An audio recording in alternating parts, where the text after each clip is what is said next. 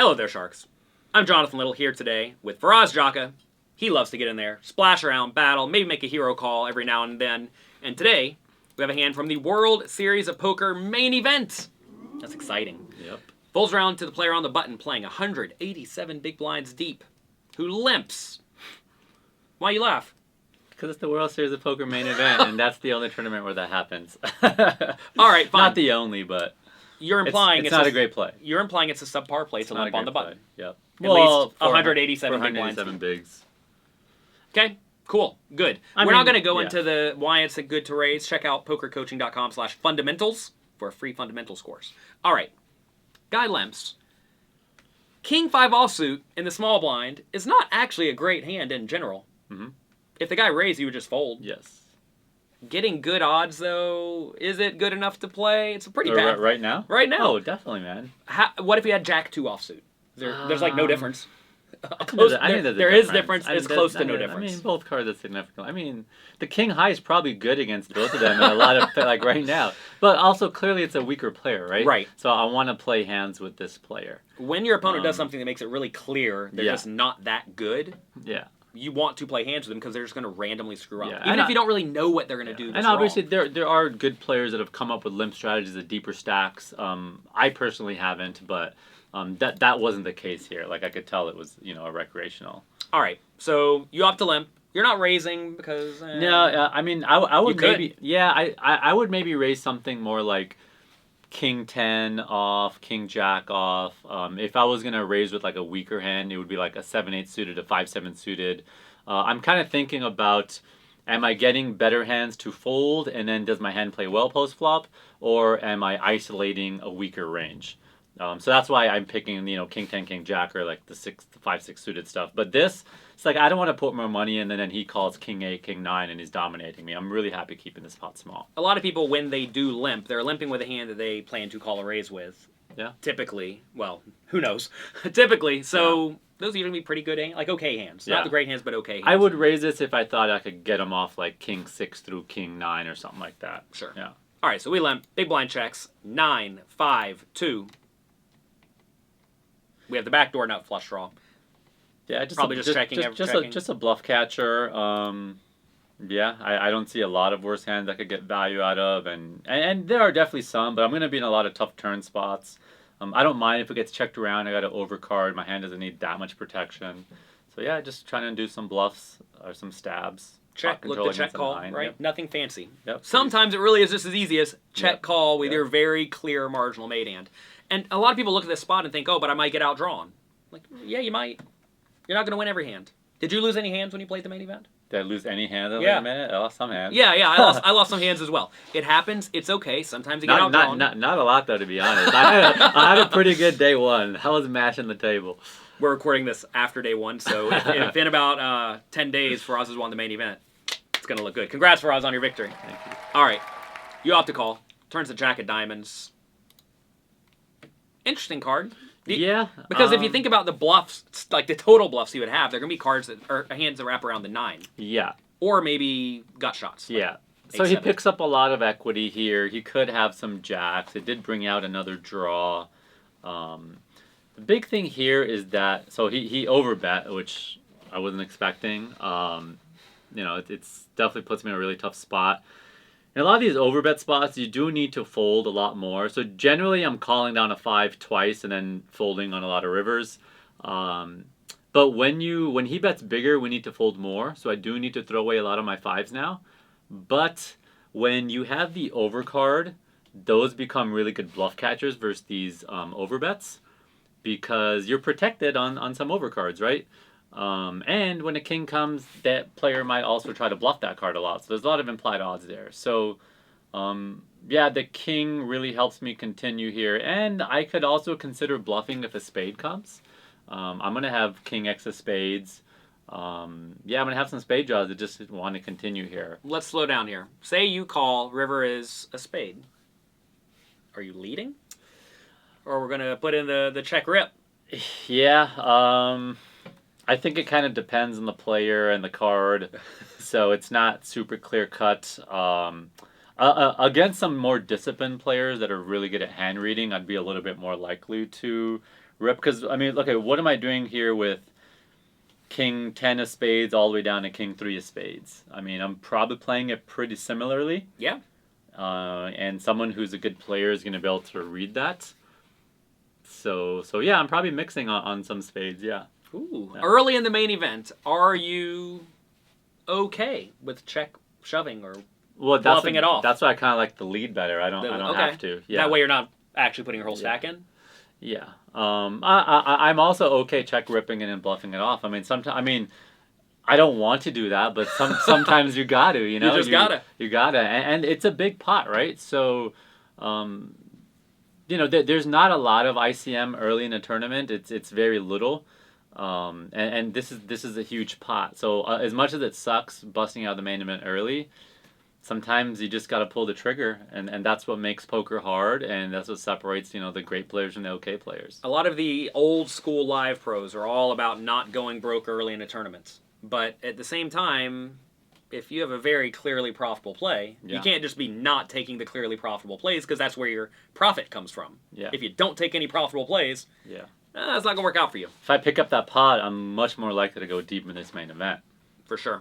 All right, so facing this overbet, this is not a great spot. I don't hate just giving it to him.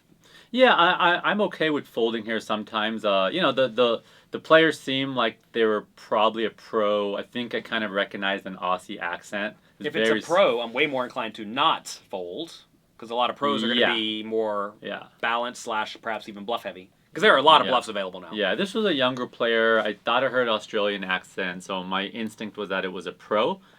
But it also wasn't obvious that he was a pro.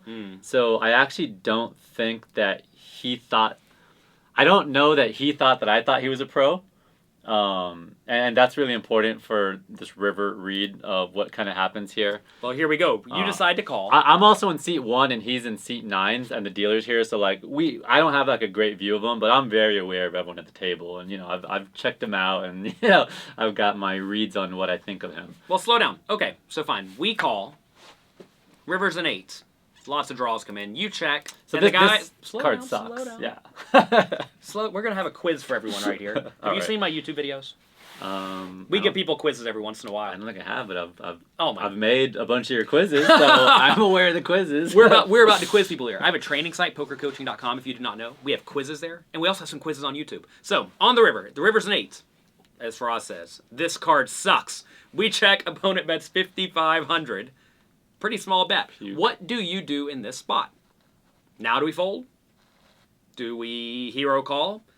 Or do we get a little bit optimistic and put in a raise? Take a second, pause the video, and write what you would do in the comment section below.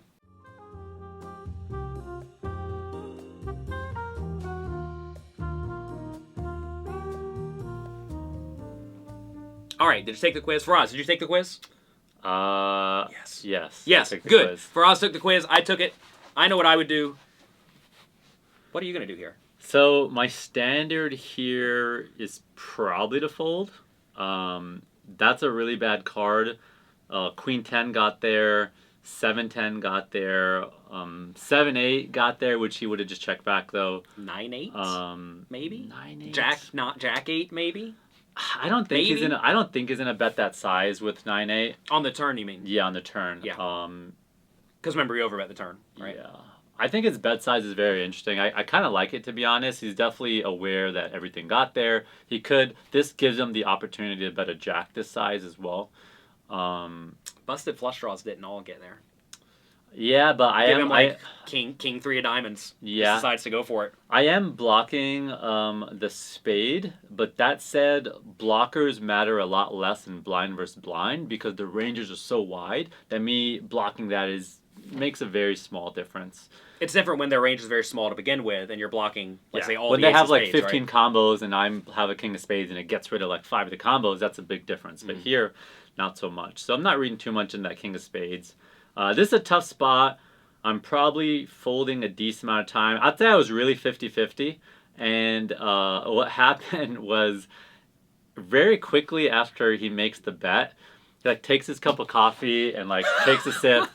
But like it didn't feel very natural to me. It felt very forced. Like it felt like he was trying to give a reverse tell.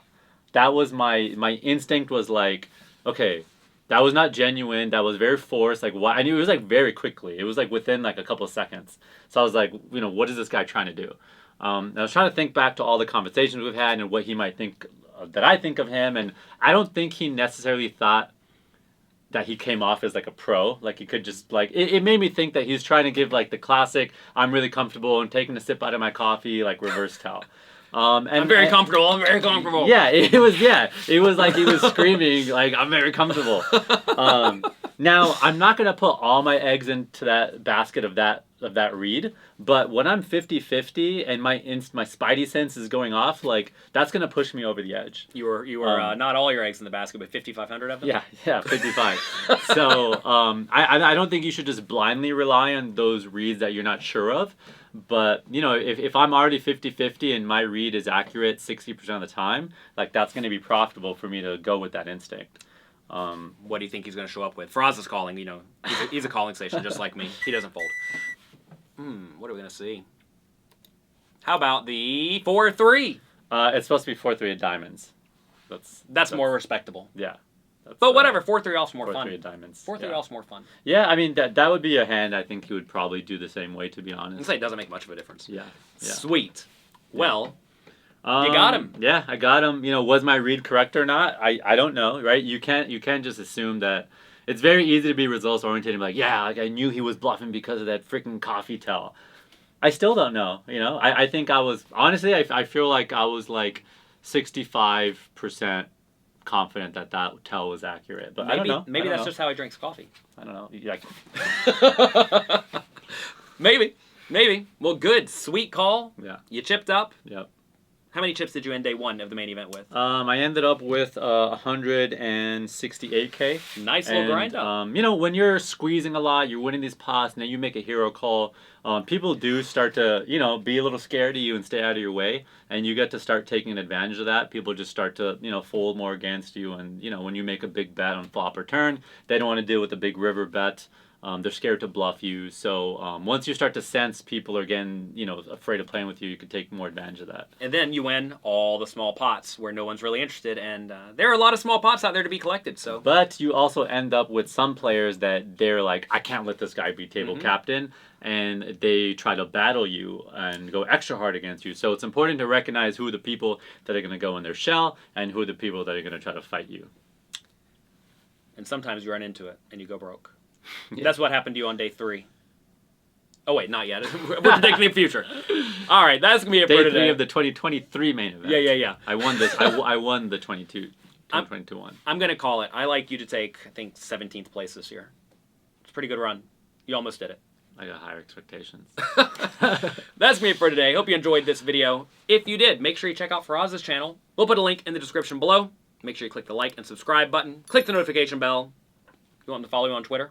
Twitter and Instagram at Faraz Jaka, or if you're ever interested in coaching at farazjaka.com. You could email me there. There you go. Good luck in your games. Have fun. Thanks for the fun hand. And we'll talk to you all next time.